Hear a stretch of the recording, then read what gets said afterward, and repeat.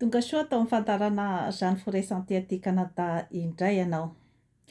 Niteraka resa be tokoa ny fananganana ny gouvernemanta ary ny Prime Ministra vaovao izay nisy olo-toerana ny teo aloha dia tsy iza izany fa Andriamatoa Mamitiana Rajaonarison izay mipoapoaka dia mipoapoaka tokoa ny background-n'izany olona izany satria dia manana diplôma amin'ny sciences politiques izy manana ihany koa ny diplôma en administration izay nalainy tany Fransa daholo ireo dia efa tao amin'ny DGNI samifinina koa izy ary gendarme ny asany taloha zany fa nialany. Zay zany ny bangovangony amin'ny background ny Prime Ministra vaovao. Ka mampametra-panontaniana hoe inona zany no zavatra hoentiny, inona ny zavatra ampanantenainy izany ao amin'io gouvernemanta izay natsangana io.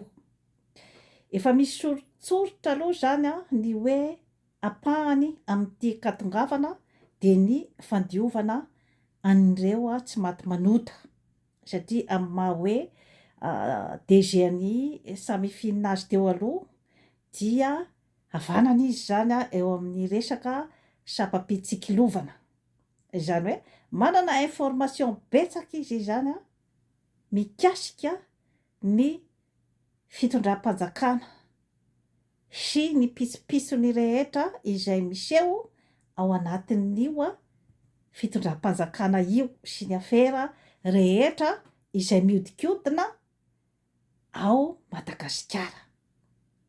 Ka antenaina izany fa mba hampiasa ny fahaizany tena amin'ny tena tokony ho izy ao anatin'ny fahamarinana sy ny fanarahan-dalàna tanteraka izay zany no irintsika amin'ny Prime Ministra vaovao.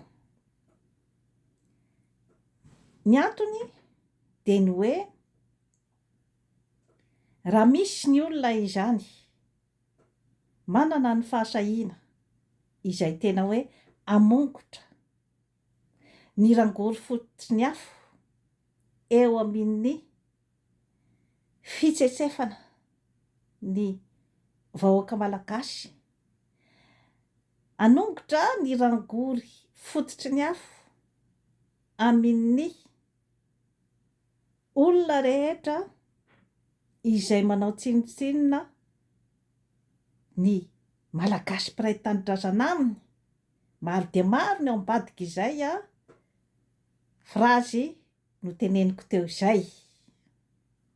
Raha ohatra izy izany ka tena vonona ny hanao an'izay asa izay asa mila fahasahiana tanteraka ary asa izay ataontsika hoe tsy mahatao maty satria ireo karazan'olona fongopongoriny ireo ve dia hipetra-potsiny amin'izao dia naiky moramora foana ny hofongorina miaraka amin'ny tombontsoa rehetra miompampana izay nositrahany nandritry ny taona maro tao amin'ny firenena, anaiky fotsiny ny vera olona ireo no hofongorina.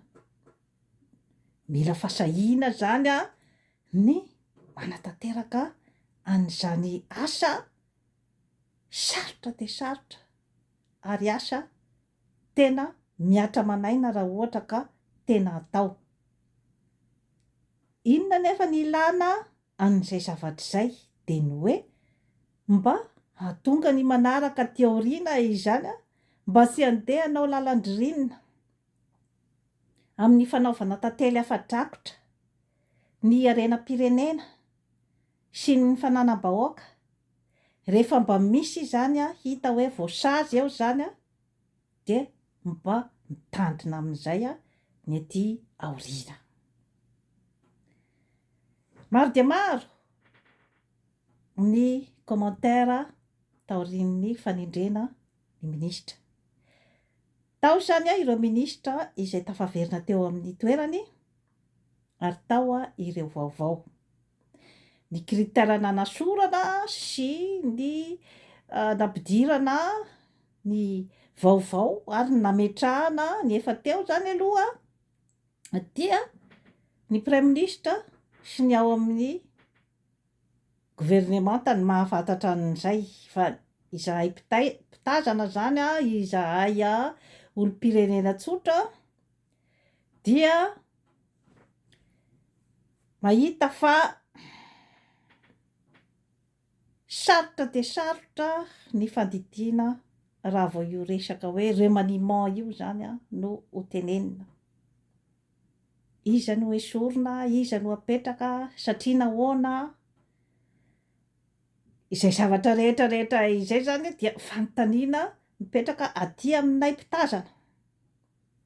Misy ireo minisitra izay nidradradradraina teto amin'ny réseaux sociaux zany ny tokony hanesorana azy,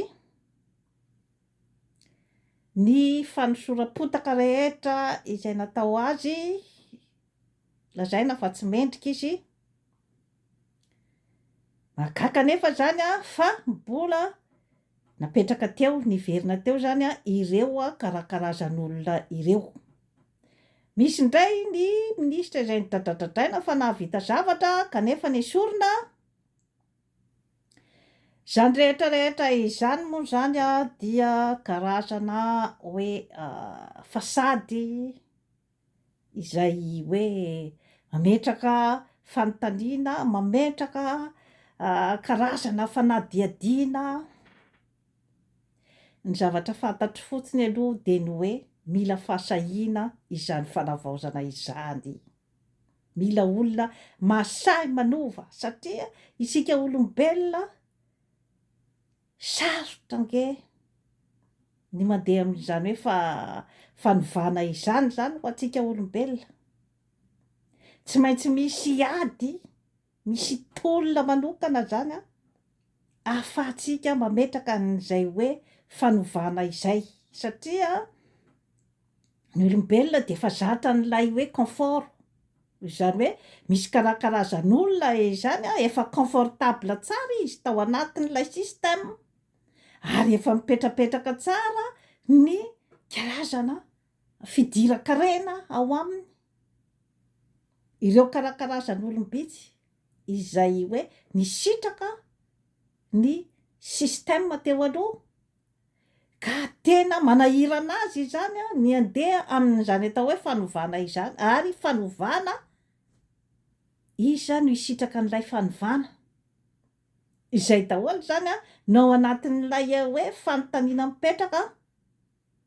Mila fahasahiana io zavatra io satria ny matanjaka anie zany ao an-tanàna no tsy te hanova satria efa vonona eo ambony plateau daholy ho azy ny tombontsoa rehetra nandritran'izay taona maro izay.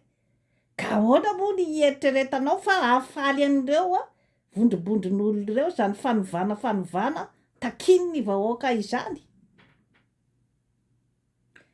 Ka rehefa manazavazavatra eto aho dia ezahako atao vocabulaire tsotra dia tsotra azahoan'ny sarambabem-bahoaka azy ny zavatra lazaiko eto. Mipetraka foana aho amin'izay hoe toeran'ny renim-pianakaviana izay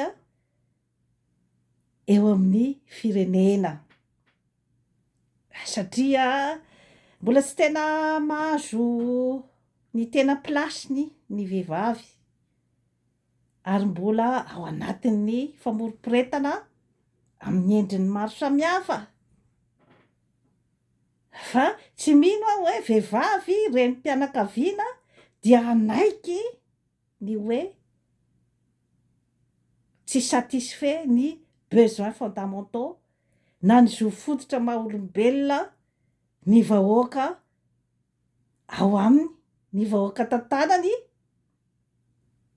de angina fotsiny izy fa tsy afa manoatra izay ngamba no azoko lazaina raha amin'iny a resaka iny mipetraka foana aho amin'izay hoe plasiny renim-pianakaviana misy zaza nona mitaraina nona zany a ao an-tokantrano raha tena renim-pianakaviana tsy mahazaka an'izany tsy maintsy ataony izay a ampinanana an'ireo zanan'ireo raha renim-pianakaviana tena hoe manana an'izay instinct maha-renim-pianakaviana azy zay instinct mahavehivavy azy zay a de tsy maintsy mijery mahitsy ny zanany rehetra rehetra izy mba samy ahazo ny anjarany ny zanany rehetra rehetra na de atao ara hoe misy ny fahasamihafana eo amin'ny resaka toetra eo amin'ny resaka talenta eo amin'ny resaka fahaizana ny faharanita-tsaina io moa samy manana ny azy io tsy misy ny hoe kategorian'ny intelligence hoe intelligence ohatr'izao ihany no atao hoe intelligence fa samy manana ny karazana intelligence daholo ny zaza rehetra ao an-trano ka tsy misy tokony ho avahana fa tokony ho jerena tsirairay zany hoe inona no ahafahan'ny zaza ao an-trano zany a misitraka ny ataontsika hoe ny fiahin'ny ray aman-dreny satria adidin'ny ray aman-dreny ny miahy ny zanany ny ray aman-dreny no nanapa-kevitra fa hiteraka hanorina tokantrano ary adidiny ny mamelona an'ireo zanan'ireo adidiny ny mitaisa an'ireo zanan'ireo ara-batana ara-tsaina ary ara-panahy fa tsy tokony hisy zany a ny hoe fanavahana ao amin'ny tokantrano iray ka raha vao renim-pianakaviana mahitsy fijery de tsy maintsy hijery an'izay hoe tokony samy hisitraka ny tombontsoa rehetra ao amin'ny tokantrano io ny zanaka rehetra marina fa ao ny mianatra bebe kokoa angamba miezaka bebe kokoa angamba amin'ny fiainana mety ho samihafa ny mety ho maripahaizan'ireo ankizy rehetra ireo rehefa rahatrizay arakaraky ny talentany fa rehefa nomenao chance daholo kosa ilay zaza zany mba handeha amin'ny izay tanjona tiany hotratrarina de ataoko angamba fa tsy tokony hisy olana izany ao amin'ny tokantrano iray fa rehefa no afaka avahanao ilay zaza misy izany no alefanao any amin'ny école privé lafo vidy de misy izany apetraka ao fotsiny zany ary amin'ny école sarambabembahoaka ohatra de misy ny tsy ampianarinao mihitsy ohatra izay zao de efa départ tsy mitovy ao amin'ny ankizy ao an-trano adidinao ray aman-dreny mampitafy an'io zanakao io adidinao ray aman-dreny ny mandefa an'io any an-tsekoly adidinao ray aman-dreny ny mitsabo an'io zany mandefa an'io any an-hôpitaly rehefa marary ireo zanakao ireo adidinao ny mampisotro rano madio an'ireo ankizy ireo ny mampisitraka jiro sy rano azy adidinao ny manome asa an'ireo ankizy ireo mitady ny asa ho azy ary adidinao ny maha olom-banona an'ireo ankizy ireo rehefa nanorina tokantrano ianao izay zany sarisariny hoe firenena iray fa tsy hoe faly miteraka fotsiny ianao de rehefa avy eo de hoe débrouillez-vous les enfants. Zay zao de ilay miala andraikitra zay. Ka efa noresahako teto izany ny resaka hoe ikodo kely sy ikodo be izay miady mofo zany ao an-trano. Ny ray aman-dreny tsy tia lala rehefa mitaraina zany ikodo kely satria any amin'ny kodo be foana ny misy ny mofo hoanin'ny kodo be dahôly ny mofo dipaina presque ray manontolo de potipoty mofo foana nomeny an'ireo zandriny. Ray aman-dreny zany matetika tsy eo rehefa amin'ny fizarana goûter de mitaraina foana zany kodo kely fa tsy mahazo ny anjarany fa lany ny kodo be dahôly. Ankehitriny nefa zany dia any amin'ny kodo kely zany ny fizarana ny mofo. Eo zany misy zavatra be zany ao ambadik'io zavatra io zany hoe kodo kely tsy manana ny fahaiza-manao amin'izany fizarana ny mofo izany fa ny lamatoa foana no efa natao izaran'ilay mofo na amin'ny fomba ahoana zany ny izarany azy de ny lamatoa foana no tokony izaran'ilay mofo fa ikodo kely tsy manana ny anina amin'izany izy, tsy manana ny fahaiza-manao amin'izany fizarana mofo zany. Nefa mba miezaka ihany aloha zany kodo kely fa satria aty aminy ny mofo zany amin'izao fotoana izao. Miezaka izy zany mba hitatana an'ilay mofo fa mahazo kritika be zany amin'ny zavatra maro samihafa eo amin'ny fomba fitantanany nefa ny tena marina de ny hoe tonga de nalainy tahaka aloha zany ny fanaon'ny kodo be teo aloha tamin'ilay fizarana ny mofo. Izany hoe izy zany ny tonga de ny exemple ny kodo be zany no raisiny dia menimenina daholo zany ny olona hoe toa mitovy ihany izy ty, toa mitovy ihany le fomba fizarana an'ilay mofo. Toa ny nataon'ny kodo be ihany no averin'ny kodo kely amin'izao fotoana zao. Ka kodo kely mbola tsy manana zany an'ilay hoe inona lay foto-kevitra hitantanany an'ilay mofo fa ny zavatra nataony teo aloha zany ny fantany amin'izao fotoana izao de nampiariny. Ka ikodo mofo, mpamboatra mofo zany tsy tia lalan'izany izy fa mandeha foana ny azy ny fanamboarany mofo de lafony foana ny mofony.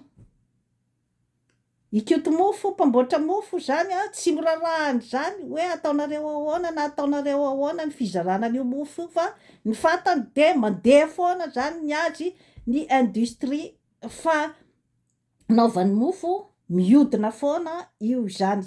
Ary ao amin'ilay tokantrano zany mbola ikodo mofo no miregle ny farim-pananana rehetra sy ny zavatra izay ny vola izay mandeha zany ao amin'ny tokantrano io kanefa dia ananan'ilay tokantrano daholo ny zavatra rehetra na ny lafarinina izay anamboarana ny mofo afaka manana tany midadasika izy amboleny blé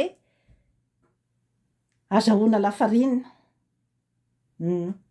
Tsy mila mividy intsony any amin'ny kodo mofo. Ananany ny fahaizana rehetra izay hoe hakana ny industrie mpamboatra mofo. Any ivelany dia atao fotsiny ilay industrie mpamboatra mofo na tena ny ao amin'ny fianakaviana mihitsy no manangana industrie anamboarany mofo. Tsy mila intsony zany mividy mofo any amin'ny kodo mofo. Ananany dahôly na ny harena rehetra izay ampandehany io fianakaviana io. Ananany dahôly ny harena ambanin'ny tany, ambonin'ny tany, an-dranomasina, ny fahaizana saingy tsy mety milamina mihitsy zany ny ao amin'ny fianakavian'ny kodo be sy kodo kely satria samy te hitatana ny mofo dahôly. De ny zokonjokony moa zany miady mifandrirotra ny tatana ny mofo satria indraindray any amin'ny zokobe iray ny mofo de zaravilana foana no ataony de paseny koa zany ato amin'ny zokobe ilany koa de c'est la même chose. Koto mofo tsy mahazo, koto kely tsy mahazo mihitsy ny anjarany amin'ny tokony ho anjarany zany, fa poto mofo foana no azo ny koto kely. De ny pitazana moa zany de hoe adiny koto be nge io adiny samy koto be io anio fa nararaotiny koto kely.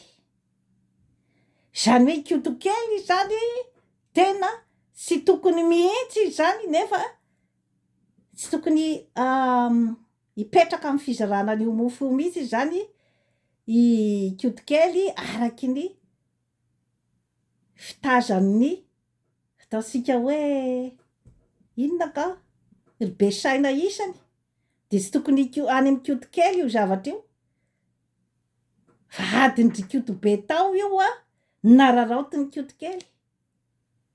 Fa izahay angamba zany izahay ilay bebe saina zany izay tsy tena hita loatra hoe tamin'ny tolona no tokony hizaran'ilay mofo.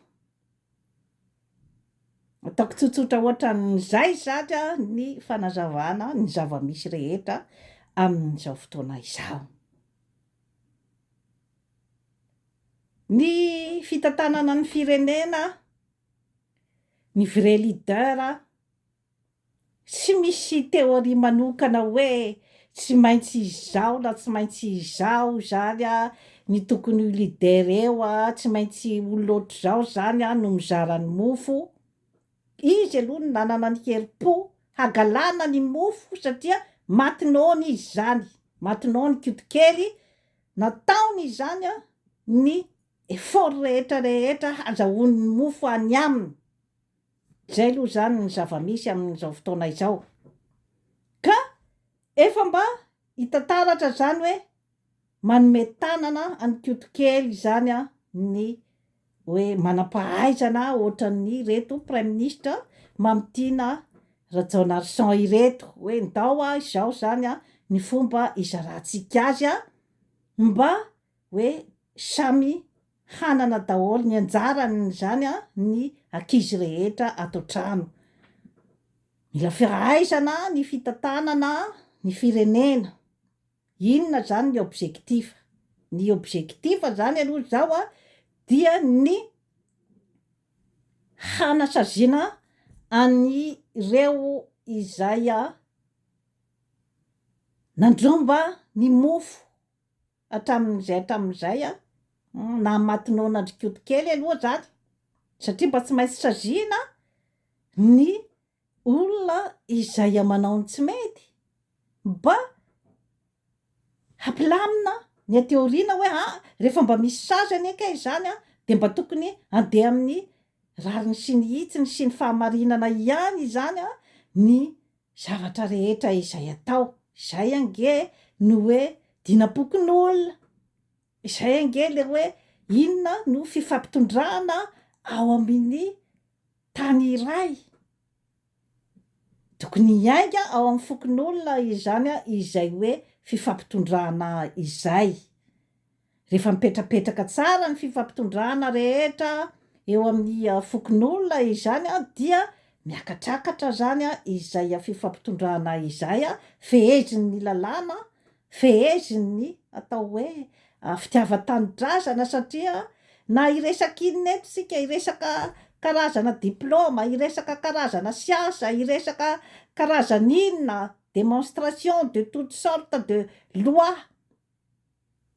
Fa rehefa tsy misy izay hoe fitiavan-tanindrazana izay de sisy dikany satria de hitohy foana ny fivarotana tanindrazana, hitohy foana ny ady ny amin'ny samy mpiray-tam-po ny amin'ny hoe iza no tokony hizarany mofo,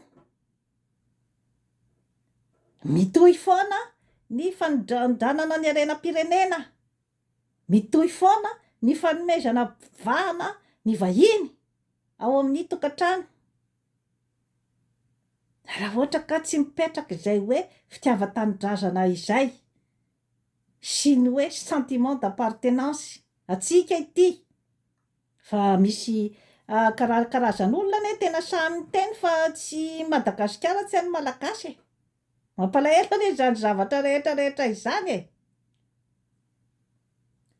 Iza zany no hanana ny fahasahiana amin'izay fanovana rehetrarehetra izay, sationa ny fotsiny zany ao anatin'ilay fanovana ilay hoe fanenjehana ny tsy maty manota.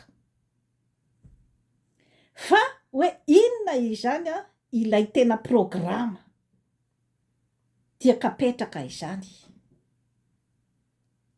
Izay zany no hoe fanontaniana mipetraka. Inona ilay lalana, aiza ilay lalana tiana andehanana. Izay hoe mila ny manam-pahaizana ny mamolavola amin'ny zavatra rehetrarehetra izany, izay ange no hoe ilaina amin'ilay hoe fananganana ny rafitra. Inona zany ny rafitra iarahan'ny malagasy rehetra tsy vaky volo mametraka satria fotoanany zao.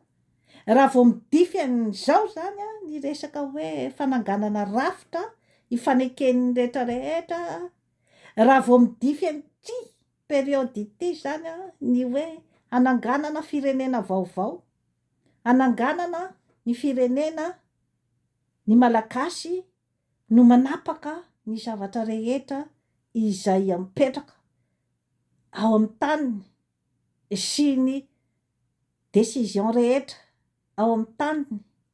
Mahay mametrapetraka tsara ny rafitra rehetrarehetra amin'ny ambaratongany, na eo amin'ny resaka fampianarana, inona zany no anaovantsika ny orientation-ny fampianarana ny zanakitsika, satria 80% malagasy tsy mahay mamaky teny, tsy mahay manoratra. Grave anie zany 2026 tsika. Ahoana zany ny anaovana ny rafitra ny amin'ny fahasalamana izay tena hoe marary dia marary ny fahasalamana ao Madagasikara. Ahoana ny andehanana ny amin'ny tsy fandriam-pahalemana izay marary dia marary ihany koa ny eo amin'ny fandriam-pahalemana. Ahoana ny ananganantsika ny rafitra eo amin'ny resaka ny jiro sy rano.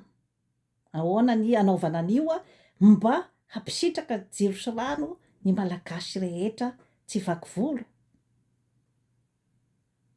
Ahoana ny andrafetantsika ny resaka décentralisation, ny fitsinjaram-pahefana, fampandrosoana ny faritra, ny fizakana tenan'ny faritra. Zany zavatra rehetrarehetra izany raha ohatra ka totosa soamatsara ao anatin'ny hoe fidinihan'ny fikaonan-doham-pirenena io, tsy hitako hoe aiza inona ny olana tsy ampandroso an'io Madagasikara io. Rehefa ny fifidianana miara-miaiky, fa atao ohatran'izao ny fifidianana mba ho tena fifidianana lanim-bahoaka tokoa, atomboka any amin'ny fokontany. Inona zany ny stratégie entina mba hahatonga an'ilay fifidianana hoe tena ilay olona voafidim-bahoaka tokoa no apetraka eo, fa tsy ilay système taloha intsony ny amin'ny hoe fifidianana olona. Rehefa tafitatsika zany zavatra rehetrarehetra izany tsy hitako mihitsy aiza ny sakana tsy ampandroso an'io Madagasikara io.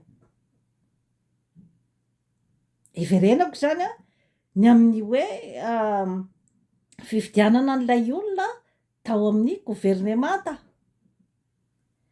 Miteraka resabe tokoa ohatra izany minisitra Fanisoa Herinaivo izany.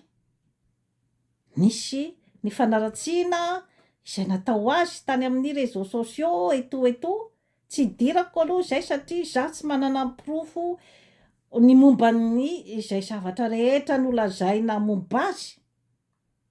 Fa ny hitako fotsiny aloha dia ny hoe izy no manana ny fahasahiana hanova zavatra maro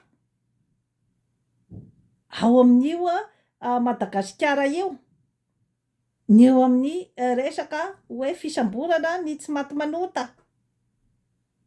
Satria raha vao tsy misy izay fahasahiana izay sy dia hanohy foana zany ny rehetrarehetra izay tonga eo angalatra, andositra any ampitan'ny ranomasina, dia avy eo indray miverina. Izy no hitako zany hoe manana an'izay fahasahiana izay hijery amin'ny antsipiriany, amin'ny hoe vola alatra 4 000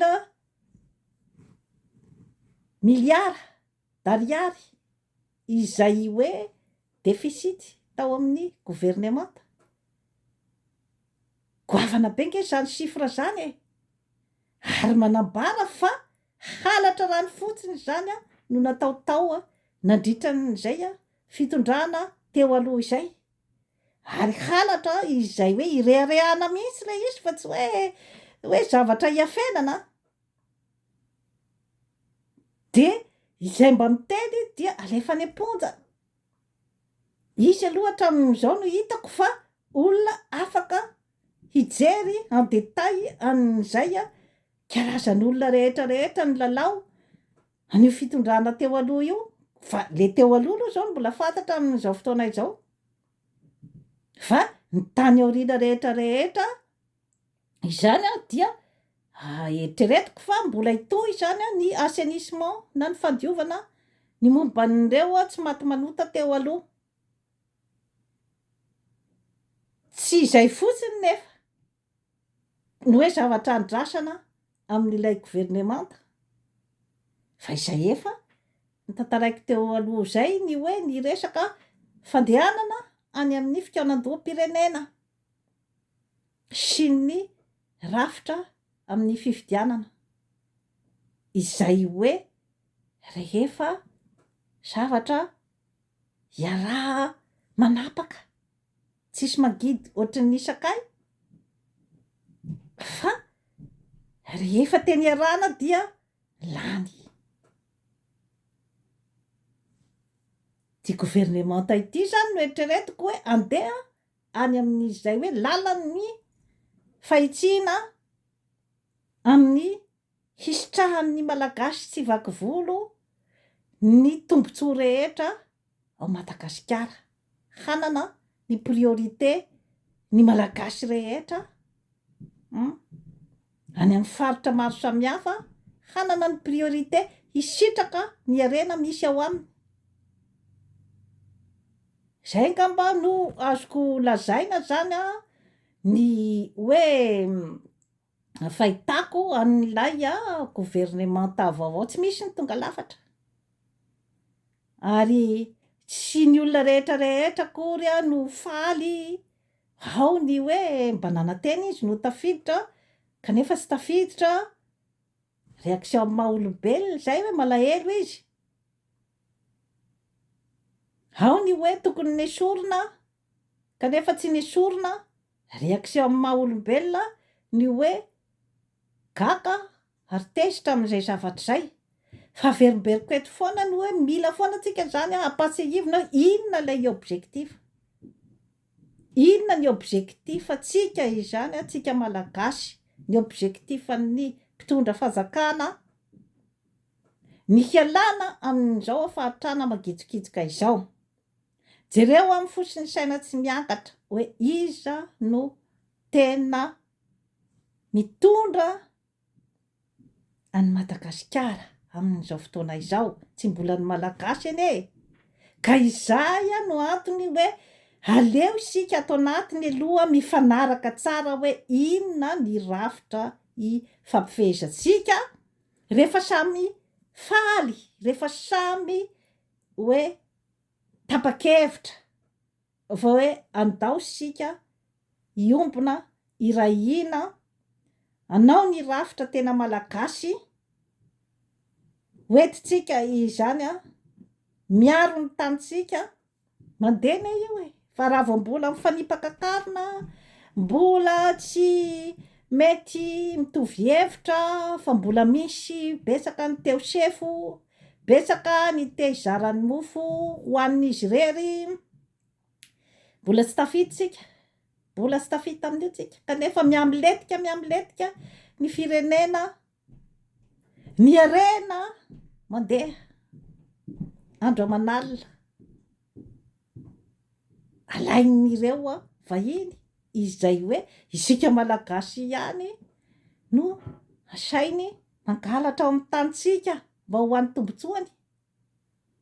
Ka ny foto-kevitra izay entiny eto amin'ny Jeanne Forest Santé dia no mba samy mahazo, mba ny malagasy no priorité. Ny olona rehetrarehetra dia tokony samy mipetraka amin'ny talentany sy ny fahaizany daholo. Ny mpandraharaha mipetraka amin'izay mampandraharaha azy zay, mampandroso firenena, manome asa ny tanora sy ny vahoaka rehetra, mampiditra ny impôt. Zay ny asan'ny mpandraharaha, ary miraisahina manaova lobbying-na ny mpandraharaha tompon-tany mba hampandroso any Madagasikara, fa tsy hoe hifanitsanitsana, hifampanao sabotage. Zay nge no maharava ny fandraharahana ao Madagasikara e. Zay le hoe mifanitsana fa tsy mifanohana. Ny olona mifanohana rehefa hoe samy mpandraharaha fa tsy mifanitsana. Izay a karazana ana rehetra zay zany lobbying amin'ny kategoria maro samihafa izay ho an'ny tanindrazana. Zay zavatra rehetra atao amin'io Madagasikara io dia tokony averimberina, asitrika ao anatin'ny lohan'ny vahoaka rehetra. Zay zavatra ataony dia ho an'ny tanindrazana. Raha vao tsy mandeha amin'izay tsika, tsy mbola misy inona ao.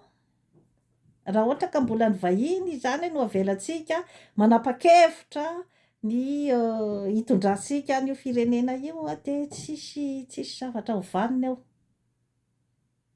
Izay tsy midika hoe tsy mila ny vahiny, fa efa mba manana ny antsika zany tsika ao anatin'izay hoe firaisan-kina izay. Ity zany ny rafitra hitondranay ny taninay, dia mba samy mahazo gagnant-gagnant, misokatra amin'ny firenena rehetrarehetra izahay raha te hiara-iasa aminay, fa izahay no mitantana sy manome ny moyen rehetrarehetra izay hifampifehezana. Tsisy olona andany zany eo raha ohatra isika ka hoe mipetrapetraka tsara izany ny hoe ahoana ny fomba hifampifehezan'ny samy malagasy, ahoana ny fomba hamehezana ny vahiny. Ny vahiny teneniko io dia vahiny tsy ankanavaka na iza dia apetraka amin'ny plasin'ilay vahiny ny amin'ny hoe ianareo eto ny plasinareo, izao no zavatra andrasanay aminareo, fa tsy izy no andeha didy ny tompon-tany amin'izay monopole tiany atao. Satria hoe zany izy manimpitsipy vola, potipoty mofo ao amin'ny fitondram-panjakana, dia efa tokony mijery zany ny fitondram-panjakana hoe eto ny plasinareo, izao ny ilanay anareo, izao ny condition. Mipetraka ireo olona reo age raha ohatra ka ataonao mazava ny règle de jeu. Raha vao mazava fotsiny ny règle de jeu dia mandeha io. Ohatraohatran'izay zany no tiako hazavaina. Dia misy proverbe kely, proverbe sinoa zany cultiver les sciences et ne pas aimer les hommes, c'est allumer le flambeau et arrêter le feu. Tsy manao solomaso amatsy de tsy tena mahita tsara fa mialatsiny. Izany hoe ny tiany ho tenenina zany a de hoe tsy misy ilana diplôma matevina izay kirakiraina sy aderadera rehefa tsy hainao ny mampiasa an'iny diplôma iny, izany ny zavatra nianaranao any amin'ny vahoaka entinao. Satria matetika mantsy isika zany manao tsianjerimaimbo am'resaka hoe zavatra nianarana fa tsy tena mahay manao ny application-ny amin'ny zava-misy ao an-tanàna. De iny diplôma iny no entina irehirehana anabanambaniana ny sasany misy moa zany de manome karazana etikety any amin'olona izay tsy mirehareha amin'ny diplôma ananany. De manome etikety amin'izay itiavany azy ny olona iray pour dire hoe zahay no tena manam-pahaizana.